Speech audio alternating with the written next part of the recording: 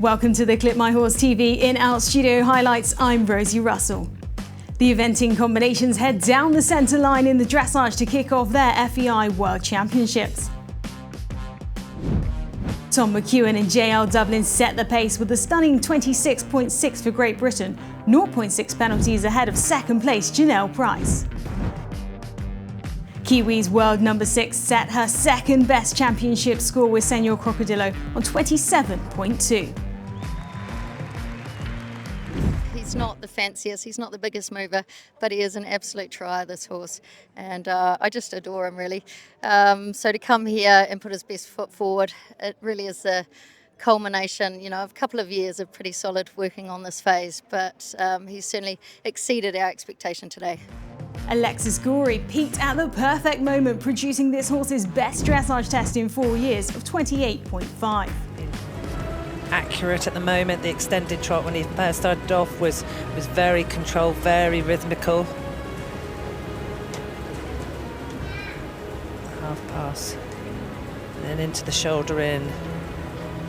Very smooth and changing a bend. The team competition is deadlocked at the halfway point, with Great Britain and New Zealand level on 55.9 penalties. I think, we're a great bunch. I think we make a good team. We all get on very well, support each other. But at the end of the day, it's up to us each as individuals to come and post a good result. And if we can all do that, then collectively, I think we can be in the mix. So, there's not a huge amount of talk about it. It's just get on, do our job, and ignore the sort of noise around us. And like I said, if we can do that, we'll be very happy. Germany are pleasing the crowds as they sit third within touching distance to the top of the team standings of 59.9 points heading into day 2 of the competition. And then that dreaded flying change down the centre line. Little bit of loss of balance, but she contained it really well.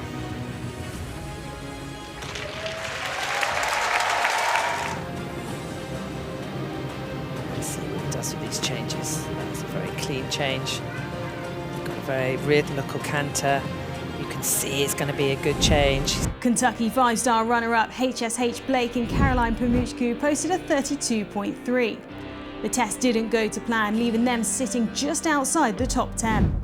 I'm a bit disappointed. I definitely didn't. I didn't give him my all, so I feel bad for him. I made a couple mistakes out there, so it's a sport and it is what it is. That's a great thing about eventing. It's not just day 1. We've got 2 other phases, so that's the great thing. Harold Ambros and Vittorio Dumonet continue to dominate for Austria, scoring 35.1. making it another top-tier international performance for their nation. The horse was very relaxed because he can be really more impressive.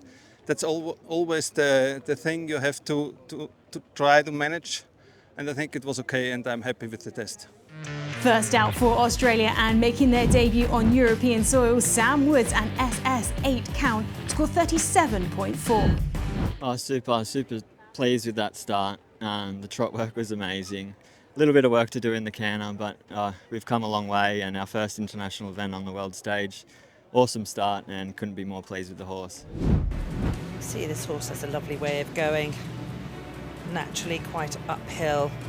It's a good top line. You can see where his neck comes out, his shoulder is up, and then it allows Sam to ride him forward into side with movements effortlessly. What an experience. Privileged to support my amazing country, Australia, and with such a great team behind us. Here we are. Day 2 of eventing continues Friday with 44 combinations coming forward to round out the first phase. We'll be back with all the latest developments, exclusive interviews and everything you need to know from the FEI World Championships on the Clip My Horse TV in-out studio highlights. And don't miss our live show every day, giving you an in-depth analysis of the sport. Presented by Hoevelaar.